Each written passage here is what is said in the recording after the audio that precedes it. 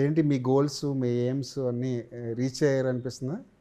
అంటే goals definitely not up to where I want reach sir, but I'm happy sir. I'm happy in making great film. అక్కడ వైద్యుకి అయితే I'm very happy. Definitely అల్లుడు scene, జయజానికి నాయక, రాక్షసుడు నా కెరియర్లో నేను చేసిన 9 సినిమాలైనా ముందు 3 డెఫినెట్లీ వెరీ నేను పర్సనల్గా సాటిస్ఫైడ్ అయిన films. At the same time సాక్ష్యం అవ్వచ్చు, కవచం కూడా పర్సనల్ లెవెల్లో ఐఎమ్ హ్యాపీ. నేను ఏ ఫిల్మ్ అయితే రిగ్రెట్ అయితే లేదు సార్. ఏ చేసినా లాస్ట్ ఫిల్మ్ కొంచెం ఛత్రపతి అనిపించినా, అంటే ఆ టైంలో నాకు వచ్చిన opportunity is great opportunity sir. నాకు హిందీ సినిమా రావడం అనేది గొప్ప అదృష్టంగా నేను భావిస్తున్నాను. అండ్ నేను బాంబేలో యాక్టింగ్ కోర్స్ చేశాను 16 years ఉన్నప్పుడు. కింద 5,000 SFT దాంట్లో యాక్టింగ్ కోర్స్ ఇచ్చాను. పైన అదే పెన్ స్టూడియోస్ ఆఫీస్ పైన వాళ్ళ 50,000 SFT ఆఫీస్ అని పిలిచి నాతో 3 ఫిల్మ్ డీల్ చేయించుకోవడానికి నాకు అది చాలా ప్రౌడ్ మూమెంట్. బట్ అప్పుడు ఏంటంటే నేను సైన్ చేసినప్పుడు బిఫోర్ కోవిడ్ టైమ్స్ వర్ డిఫరెంట్. అప్పుడు రీమేక్ కథలు కొంతమంది వర్కౌట్ అవుతుందన్నారు, వర్కౌట్ అవ్వదని కూడా అన్నారు. ట్రూ, బట్ నాట్ అప్పుడు it was not a bad choice. ఇప్పుడు ఆలోచిస్తుంటే ఇంకే స్ట్రైట్గా చేస్తుంటే బాగుండేది, మంచి లాంచ్ అయ్యేది. ఎందుకంటే మనకి హిందీలో చాలా మంచి మార్కెట్ ఉంది. ఉన్నప్పుడు దాన్ని కరెక్ట్గా చేస్తుంటే బాగుండేది అని అయితే చిన్న ఫీలింగ్ ఉంది. But it's okay. Everything I think మన సక్సెస్లో కంటే ఫెయిల్యూర్లో ఎక్కువ నేర్చుకుంటానని నా ఒపీనియన్ సార్. సక్సెస్లో ఉంటే కొంచెం నేర్చుకుంటాం, ఫెయిల్యూర్లో ఉంటే చాలా నేర్చుకుంటాం. ఇప్పుడు హిందీ డబ్బింగ్ రేట్స్ గురించి మాట్లాడేటప్పుడు అసలు తెలుగు సినిమాకి హిందీలో ఎంత డబ్బింగ్ రేట్స్ వస్తాయా అన్నది షాక్ అయిన విషయం మీ దగ్గర నుంచి స్టార్ట్. నిజంగా మీ మార్కెట్ అక్కడ చూస్తుంటే నిజంగా తెలుగు సినిమాలో ఒక తెలుగు సినిమా తీస్తే అక్కడ హిందీలో ఎంత కొంటారా అన్నది. తర్వాత అది మార్కెట్ చాలా అందరికి పెరిగింది. ఆ టైంలో కూడా ఇప్పటికీ తెలుగు హీరోలు హిందీలో మార్కెట్ చేస్తూ కూడా మన తెలుగు సినిమాలు అక్కడ ఆడుతూ కూడా డైరెక్ట్ హిందీ సినిమా చేయాలంటే భయపడుతున్నారు. కానీ మీరు ముందే ఆ స్టెప్ వేశారు. కోర్స్ అది అటు ఇటు అయినా కానీ సరే అదొక ఎక్స్పీరియన్స్, అదొక చాలా అలానే తీసుకుంటాను సార్. నేను ఎప్పుడు అలానే తీసుకుంటాను. ఎందుకంటే సార్ ఇప్పుడు మన ప్రయత్నం అనేది మన చేతిలో ఉంటుంది సార్, ఎఫర్ట్ మన చేతిలో ఉంటుంది. అవును, దాని రిజల్ట్ ఎప్పుడు మనం చెప్పలేకపోతాం. ఈ రోజుల్లో మనం నిజంగానే ఒక సైడ్ సినిమా తీసి నిజంగానే ఇంత ఎఫర్ట్ పెట్టి ఇదే చేస్తాం. హిట్ సినిమాకైనా ఫ్లాప్ సినిమాకైనా మన ఎఫర్ట్ అయితే సేమే. కానీ రిజల్ట్ అనేది ఎప్పుడైనా సరే ఆడియన్స్కి ఆ టైంలో ఏం నచ్చుతుందో, అసలు వాళ్ళకి ఆ సినిమా రిలీజ్ అవుతుందో తెలుస్తుందో తెలియట్లేదో.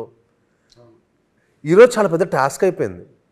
సినిమా ప్రమోట్ చేసుకోవడం అనేది చాలా పెద్ద టాస్క్.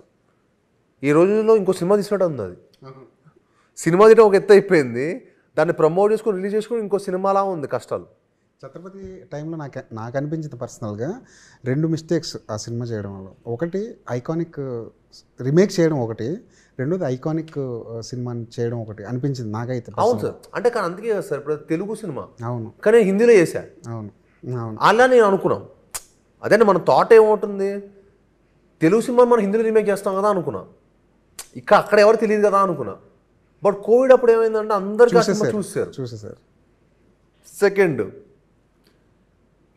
అప్పట్లో ఏంటంటే సార్ మీరు నమ్మరు, నాకు ఆ ప్రొడ్యూసర్ చెప్పింది ఏంటంటే mother emotion, step brother emotion ఎప్పుడు 100% వర్కౌట్ అవుతుందని చెప్పింది north బెల్ట్లో.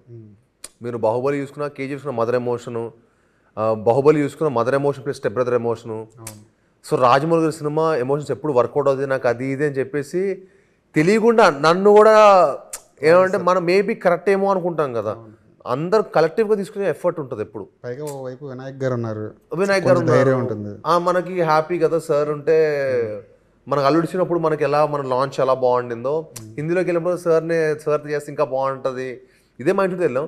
But it's okay sir. ఇప్పుడు end of the day I feel మీరు చెప్పాను కదా మీకు ప్రతి ఒక్క సినిమా మనకి ఏదో నేర్పిస్తుందని. అది అందుకే ఇప్పుడు భైరవం చేశాను చూడండి.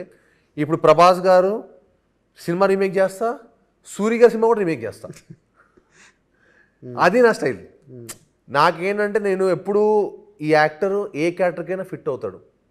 ఈ యాక్టర్ ఏ క్యారెక్టర్ మనం అనుకున్నా సరే యాక్ట్ ఉంటాడు, ఈ క్యారెక్టర్లో కరెక్ట్గా ఫిట్ అవ్వగలుగుతాడనే అనేది పేరు తెచ్చుకోవాలని నేను ప్రయత్నిస్తున్నాను.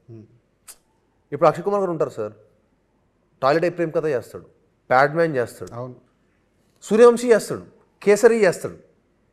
Dil be large and life character, there will be అంటే అసలు మీకు ఒక విలేజ్లో అసలు సైకిల్ దొక్కుతూ కూడా మనకి బిలీవబిలిటీ ఉంటుంది.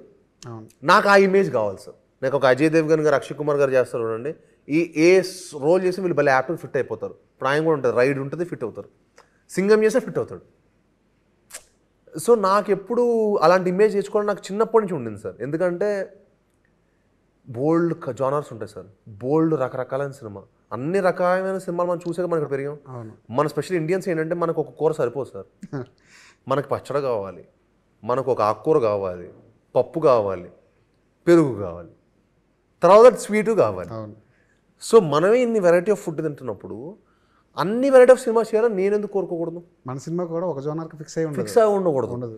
అన్ని రకాల సినిమాలు చేయాలి, అన్ని రకాల క్యారెక్టర్లు. డైరెక్టర్ నన్ను ఈ అబ్బాయి ఏ క్యారెక్టర్ని పుల్ ఆఫ్ చేయగలుగుతాడు అని నమ్మాలి. ఆ కెరీర్ బిల్డింగ్ ఫేస్లో నేను ఉన్నాను సార్.